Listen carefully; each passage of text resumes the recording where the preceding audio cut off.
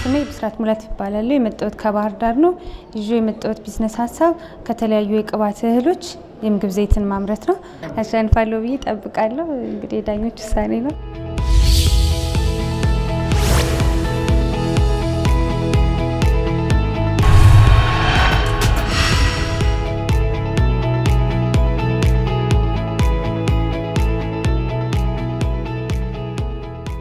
ሌላችሁ የመጣሁት የቢዝነስ ሀሳብ ከተለያዩ የቅባት እህሎች ከሰሊጥ፣ ከሱፍ፣ ከተልባና ከኑግ የተዘጋጁ የምግብ ዘይቶችን ማምረትና ማሰራጨት ነው። በሀገራችን የምግብ ዘይት ገበያ ውስጥ ብዙ ችግር አለ።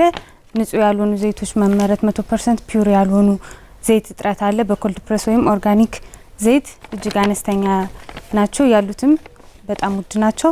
ደንበኞች ጤናማ እና የሚታመን ዘይት አያገኙም እና የአካባቢውን እሴቶችም አይጨምሩም። መፍትሄ ብዬ ያመጣሁትን ፒውር ኮልድ ፕሬስ ኦይል በማምረት ከኑግ፣ ከተልባ ወዘተ በቀጥታ በመጭመቅ ተፈጥሯዊ ጥራታቸውን እንደጠብቁ ማቅረብ ነው። የአካባቢው የእህል እሴትም ይጨምራል። ከገበሬዎች ቀጥታ በመግዛትም ገቢ እንዲያገኙ ያደርጋል። የአካባቢው ገበሬ እሴትም ይፈጥራል። በዚህ ስራም 4 ሴቶች፣ 2 ወንዶች እና 2 አካል ጉዳተኞችን የስራ እድል ይፈጥራል። ይህን ስራ ሰራም ከአርሶ አደር ከቅባት እህል አቅራቢ አርሶ አደሮች ጋር እንሰራለን። የኔ ምርት ከሌላው ለየት ያደርገዋል የምለው ምንም አይነት ነገር ሳይጨመርበት በተፈጥሯዊ መንገድ የሚመረት በኮልድ ፕሬስ የሚመረት ስለሆነ ተጠቃሚውን የመግዛት ፍላጎት ያሳድራል። እንዲሁም ለጤናም ተመራጭ ነው። ኮልድ ፕሬስ ስታረጊ ማለት ስክሩ አትጠቀሚም ወይ ምናምን አይደለ? ፕሬስ ስንት ነው የምንጠይቀው? አሁን ለምሳሌ ለዚህ አሁን አንቺ ምን ያህል ገንዘብ ትጠይቂያለሽ? ይሄን ሀሳብሽን ለማስፈጸም ይሄንን ለማስፈጸም ከድጋፍ የምጠይቀው 1.30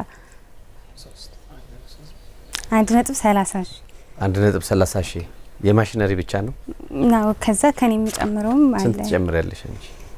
ከኔ የሚጨምረው ብዬ ያሰብኩት 260 ሺህ ብር።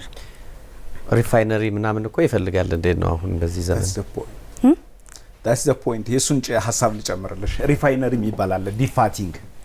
ዲፋቲንግ ማለት በዚያ ውስጥ ያለውን ለምሳሌ ሶያቢን ብትወስጂ ሞር የፋት ኮንተንት አለው። ስለዚህ ዲፋት መደረግና ኦይሉ መውጣት አለበት። ኦልሞስት 40% አይ ዶንት ኖ the exact number እንጂ from 100 kg የሚወጣው ዘይት አለ። ያ ምንድነው? ሪፋይነሪ ቴክኖሎጂ መጠቀም አለብሽ።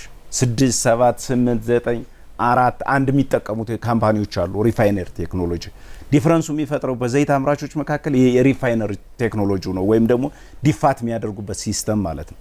አሁን ግን በኮልድ ፕሬስ how can I change my perspective እንዴት ራሴ ልቀይር እችላለሁ? አንቺ ከምታነሹ ባንድ ኮልድ ፕሬስ then ከተልባ ነው የምትጠቀሚውና ከሶያቢን ካልተሳሳትኩ አይደል? ባንድ ፕሬስ ዘይት አምርተሽ ያኛው የተመረተው ዘይት የፋት ኮንተንቱ ምን ያህል ፓላተብልና በጥራትና ደረጃዎች ባለስልጣን ለሂዩማን ይውላል የሚለው አይ አም ኖት ሹር። ምናልባት አሰርተሽው ከሆነ ንገሪ። በደንብ አጥኚው። እሺ ጎበዝ፣ ጥሩ አይዲያ ነው።